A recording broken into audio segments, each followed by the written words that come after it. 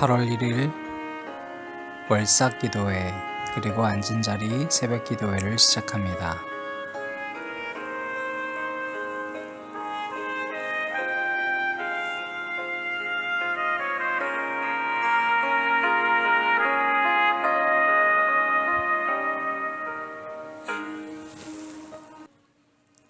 오늘 우리에게 주신 하나님의 말씀은 열왕기하 8장 1절부터 15절까지 말씀입니다. 엘리사가 이전에 아들을 다시 살려준 여인에게 이르되 너는 일어나서 내 가족과 함께 거주할 만한 곳으로 가서 거주하라. 여호와께서 기근을 부르셨으니 그대로 이 땅에 7년 동안 임하리라 하니 여인이 일어나서 하나님의 사람의 말대로 행하여 그의 가족과 함께 가서 블레셋 사람들이 땅에 7년을 우거하다가 7년이 다음에 여인이 블레셋 사람들의 땅에서 돌아와 자기 집과 전토를 위하여 호소하려 하여 왕에게 나아갔더라.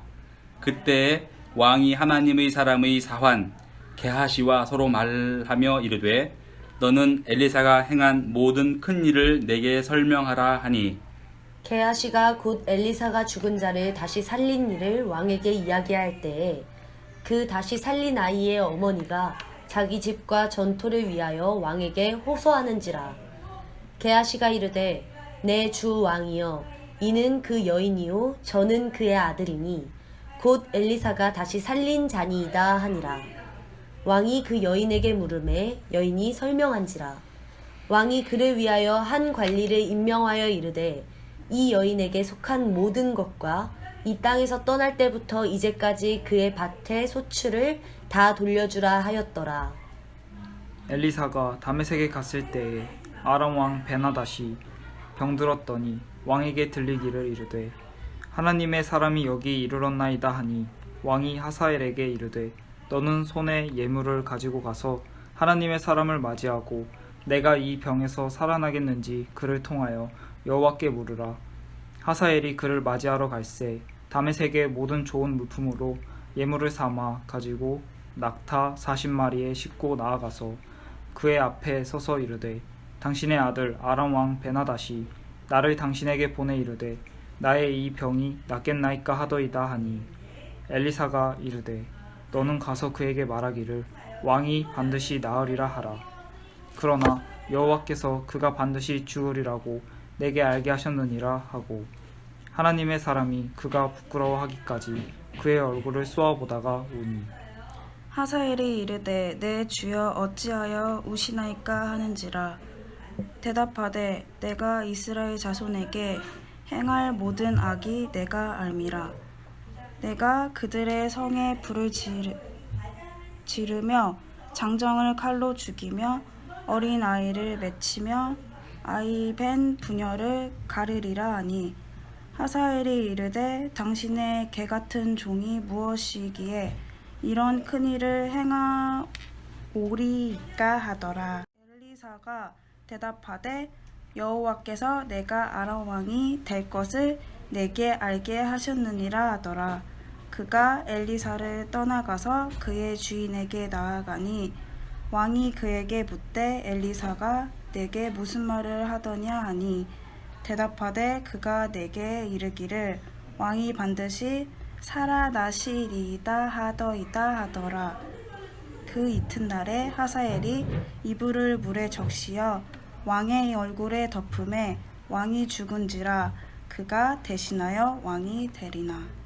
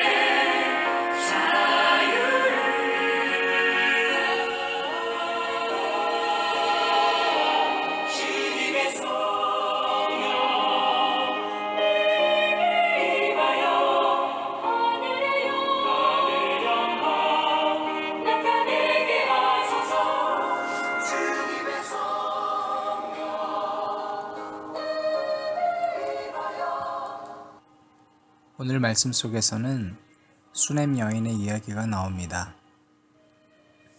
그런데 우리가 이 이야기를 이해하기 전에 4장에서 만났던 수넴 여인과 엘리사의 이야기를 생각해 봐야 합니다. 엘리사는 수넴 여인의 집 앞을 거닐 때 하나님의 사람임을 바로 알아봤습니다. 베델의 아이들이 엘리사를 향해서 무시했던 것과 달리 이 수넴 여인은 이 하나님의 사람인 엘리사를 아주 극진하게 대접했습니다.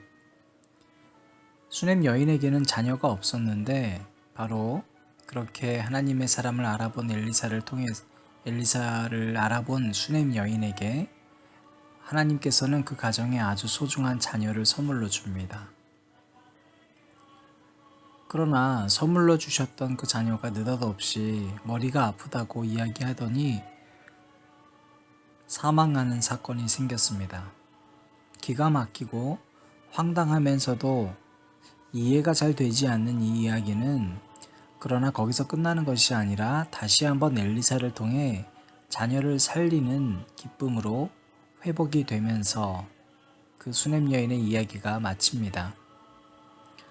이처럼 4장에서 수넴 여인에 대한 이야기를 통해 주시는 하나님의 메시지는 크게 두 가지입니다. 첫 번째로 생사의 주관자는 오직 하나님밖에 없음을 알려주시는 것이고요. 두 번째로 내게 있는 모든 것은 실상은 하나님께서 주신 것이라는 걸 잊어버리지 말라는 겁니다. 그러니까 내 것으로 여기지 말고 하나님 뜻대로 살아가야 한다는 것을 하나님께서 이 수넴 여인의 이야기를 통해 우리에게 알려주고자 하시는 것이죠. 그리고 오늘 본문에서 수넴 여인 가정에게 일어난 두 번째 사건을 통해 우리는 또 믿음이 무엇인지를 고찰해 볼 필요가 있겠습니다. 1절부터 2절까지 말씀인데요. 엘리사가 이전에 아들을 다시 살려준 여인에게 이르되 너는 일어나서 내 가족과 함께 거주할 만한 곳으로 가서 거주하라. 여호와께서 기근을 부르셨으니 그대로 이 땅에 7년 동안 임하리라 하니 여인이 일어나서 하나님의 사람의 말대로 행하여 그의 가족과 함께 가서 블레셋 사람들의 땅에 7년을 우거하다가 엘리사가 이전에 아들을 살려준 수넴 여인에게 갔습니다. 그러면 여러분 얼마나 극적인 상봉이겠어요. 그런데 엘리사가 이 여인을 만나서 고작 하는 말이 뭐냐면 이제 여기 기근이 올 거니까 가족들을 데리고 떠나라는 겁니다. 조금도 아니고 무려 7년 동안 떠나라는 거예요. 이 수넴 여인은 그런데 이 기가 막힌 이야기를 듣고 의심을 하거나 가족들하고 의논하지도 않습니다. 그냥 일어나서 가는 겁니다. 여러분, 이 말씀을 통해서 우리는 한 가지 깨달아야 합니다. 성경은 초지일간 우리에게 믿음은 생각하지 말고 하나님의 말씀대로 그냥 순종하는 것임을 말해줍니다. 누군가 의논할 사람과 의논하고 누군가 사랑하고 내가 믿는 자들과 의논하고 판단하는 것 이전에 하나님께서 분명히 말씀하신 것이 있다면 그냥 그걸 따르는 겁니다. 오히려 내 가족이 이와 같은 하나님의 말씀대로 살아가는 것을 가르치는 것이 믿음이라는 걸 알려주고 있습니다. 두 번째로, 때론 우리는 간혹 이원론적 신앙에 빠져서 여기는 참 불결하고 사탄이 득세하는 장소야라고 이야기하거나 때로는 이곳은 참 거룩하고 하나님이 살아계시는 장소라고 이야기할 때가 있습니다. 그러나 그런 곳은 잘못된 판단입니다. 사탄은 언제든 우리 마음속에 있고 하나님께서는 어디서나 우리와 함께하고 계십니다. 문제는 우리가 주님의 뜻을 거역하고 반항할 때 우리 마음에는 사탄이 가득한 것입니다. 그래서 셋째로 우리는 하나님께서는 오늘 순종이 뭔가를 가르쳐주고 계시는 겁니다. 순종으로 나아가는 것은 뒤돌아보지 않는 겁니다. 롯의 아내는 심판이 있을 거란 하나님의 말씀에도 살던 집과 재물과 사람에 대한 미련을 버리지 못하고 소금 기둥이 되어버리고 말았습니다. 그 중심에 하나님의 말씀보다 재물이 있었기 때문입니다. 그 중심에 하나님의 심판의 두려움보다는 자기 욕심의 심판에 매여 있기 때문입니다. 삶의 중심에 하나님보다는 관계에 대한 미련이 남아있기 때문입니다. 사랑하는 여러분, 삶을 살면서 가장 중요한 것은 언제나 내 중심에 하나님을 모시고 사는 것입니다. 그와 같은 결단을 하는 모든 자들에게 하나님께서는 합력하여 선을 이루어가 주시는 것이 바로 믿음 생활의 기쁨입니다. 이 시대는 다음 세대를 키워내는 것이 모든 목회자들에게나 교회들에게 남겨진 사명입니다. 그러나 우리는 간혹 자녀를 사랑한다고 오직 자녀들에게 매여서 교육 시스템이 좋은 곳을 오가는 그리스도인들을 바라보게 됩니다. 그러나 그러한 판단과 결정은 우리 아이들에게 예수를 절대 배우지 못하게 합니다. 오히려 높은 교육열과 교육 시스템에 매달리는 또 다른 어른을 만들 뿐입니다. 그 반복되는 과정이 과연 이 세상을 하나님 나라로 만들 리도 만무합니다. 좋은 건물과 좋은 시스템을 먼저 갖추는 것이 중요하다고 말하는 어른이 되면 아이들은 언젠가 낡아 보이고 허름해 보이는 예수 그리스도의 십자가는 버린 채 보이는 외형을 중요시하게 생각하는 지금 기성세대의 어른이 될 것입니다. 좋은 친구들이 많은 곳에 아이들을 데려가는 부모가 되면 그 아이들은 언젠가는 사람이 하나님보다 중요한 사람이 될 것입니다. 내 가족이 소중하다고 내 가족 중심의 신앙생활을 하면 그 아이들은 결코 가족을 벗어나 나라를 품고 기도하는 이타적 그리스도인이 될 수가 없습니다. 함께 예배드리는 것의 소중함을 가르치면서 가족 중심적으로만 신앙생활을 하거나 내 사랑하는 사람과의 신앙생활에 매여 있거나 혹은 우리끼리의 신앙생활에 매여 있다면 그 사람들은 결국 원수를 사랑할 수가 없습니다. 그렇게 자라난 아이들이 아무리 먼 나라에 가서 선교를 한다 한들 정말 타인을 사랑해서 선교를 가겠습니까? 그런 사람들이 전도를 한다 한들 정말 주님을 위하여 전도를 하겠습니까? 그런 사람들이 예배를 드린다 한들 정말 나 혼자서 남는다 하더라도 단독자로 하나님 앞에 예배자가 될 수 있겠습니까? 그런 교육은 결국 교회의 섬김이나 세상에서의 모습이나 선교 모두 자기 만족을 위한 수단, 자기 출세의 수단으로 전락시키고 말 것입니다. 그래서 오늘 우리는 내 뜻이 아니라 하나님 앞에 순종을 눈물로 가르쳐야 하는 수냄 여인이 되어야 할 것입니다. 우리 앞에 놓인 문제는 그러나 마치 이 수냄 여인에게 하나님께서 테스트하듯이 너무나도 급변하는 주변 상황들로 인해 하나님 말씀 앞에 순종한다 해도 아무것도 해결되지 않을 수 있다는 불안과 두려움이 있는 것입니다. 오늘 말씀 3절입니다. 7년이 다음에 여인이 블레셋 사람들의 땅에서 돌아와 자기 집과 전토를 위하여 호소하려 하여 왕에게 나아갔더라. 7년이 지난 후 이스라엘 땅의 기근이 그쳤습니다.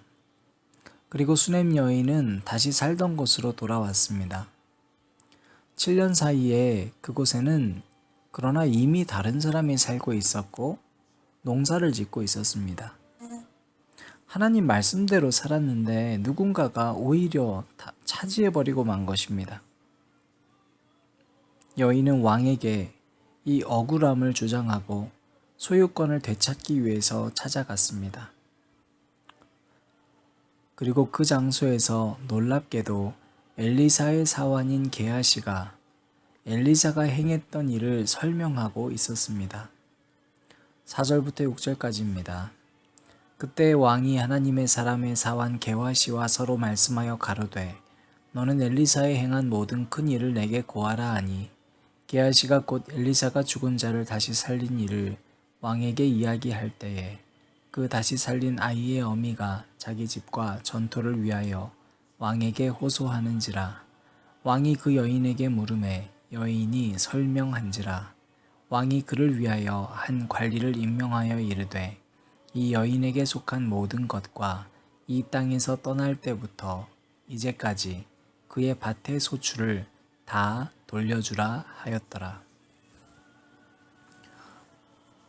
왕이 그 이야기를 듣더니 이 여인의 요청을 더 묻지도 아니하고 그대로 즉시 돌려주었습니다.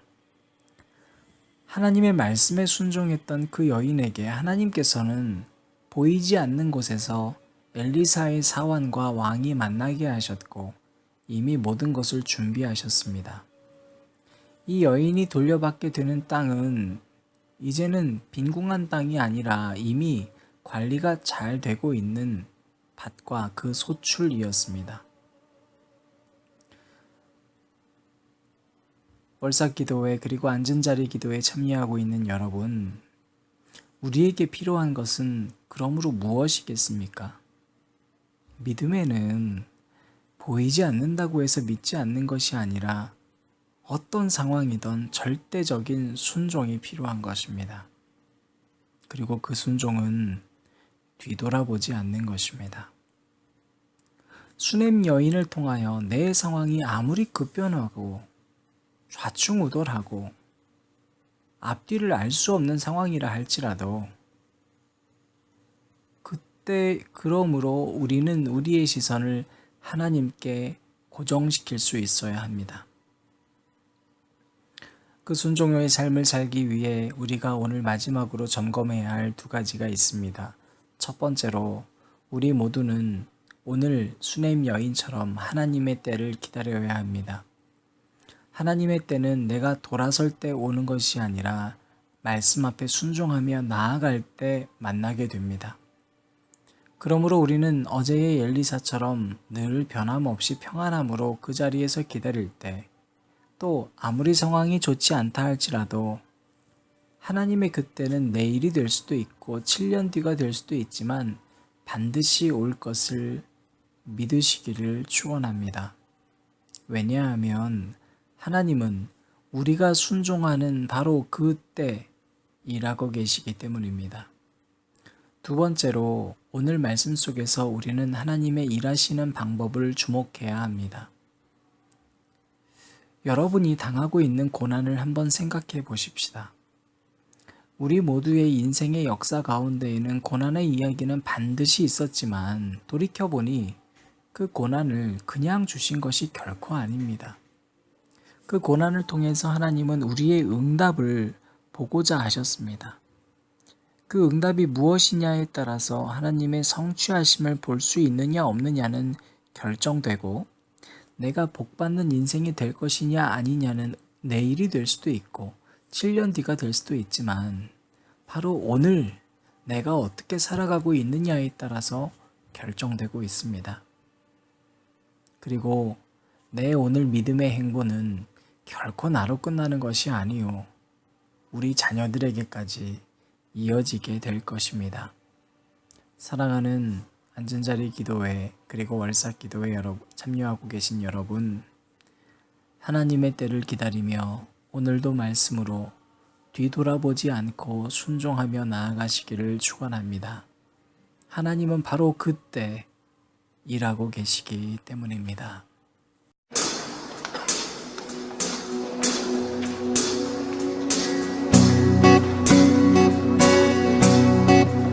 주님 뜻대로 살기로 했네. 주님 뜻대로 살기로 했네.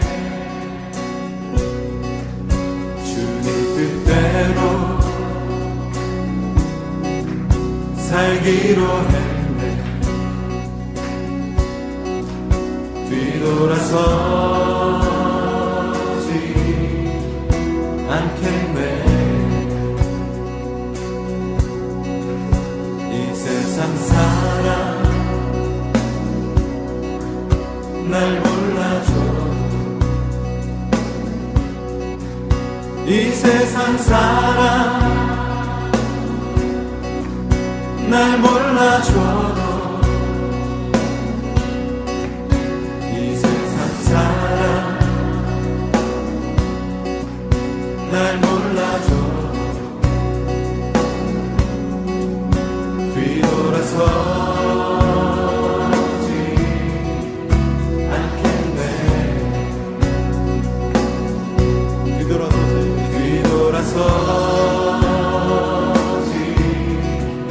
않겠네.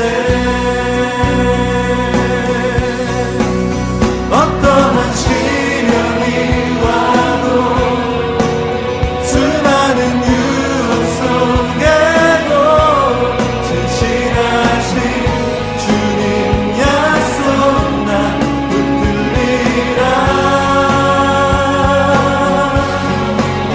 세상이 이해 못하고 우리를 조롱하여도 진실하신 주님 약속만 붙들리라. 결코 돌아서지 않으리.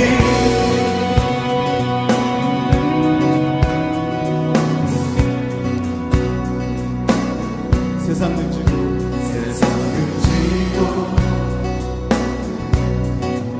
십자가 보내. 세상 등지고 십자가 보내. 세상 등지고 십자가 보내. 뒤돌아서지 않겠네. 뒤돌아서지